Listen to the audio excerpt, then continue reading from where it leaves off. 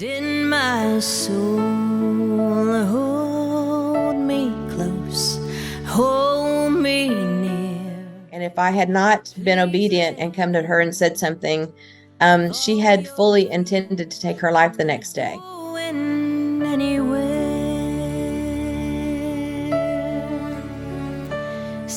I feel that nothing is an accident. Nobody comes into your life as a happenstance, but in any way. But you mentioned that, Jerome, because I was hesitant to put that in the book. I asked her permission if it would be okay. I just feel like sometimes we're led to say something to somebody and maybe we're too shy to really go through with it. And you never know how the outcome would be or not be.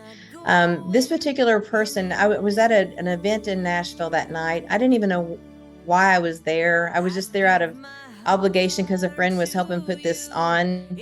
I didn't know anything about it, and I really had gone from one party to the next party that night, and I just happened to be at this place. So at the end of the evening, I just was kind of standing by myself. The party was kind of closing off, and everybody was leaving, and I just felt this nudge just to go say something to this lady. Now, there was a lot of people around, but I was just hyper focused on this one person. And I thought, that is really strange. Wonder why. I don't even know her. Didn't know anything about her. But I felt nudged, and I believe it's from God, to go say something to her of encouragement. I could sense that she had been going through some kind of cancer treatment because I recognized myself in her. She had thinning hair and had thinning eyebrows and a little, maybe her color was off a little like mine had been. And I felt I wanted to argue. I wanted to just go, I don't have anything to say to her. She's going to think I'm crazy. But I went anyway. And I don't even remember the words that I spoke to her, Jerome. Honestly, I just simply felt the need to tell her if I could get through a dark time, and I'm a lightweight, anybody can get through this. And I just encouraged her. I never thought I'd ever see or hear from her again.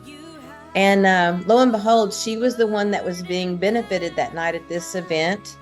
Her cousin was a friend of mine. He connected the dots for me. He says, "Do you even know who that was you spoke with?" And I said, I have no idea. He said, "That was my cousin. She was going through breast cancer. She has 2 critically ill children. She just lost her father. She's in a really sad place right now." And I thought, oh, that's very unfortunate, but I didn't think I would see her again. Come to find out, we have since seen each other many, many times. We've become very close friends. And after several years, she did admit to me that that was life-altering for her. And if I had not been obedient and come to her and said something, she had fully intended to take her life the next day. And I had no idea.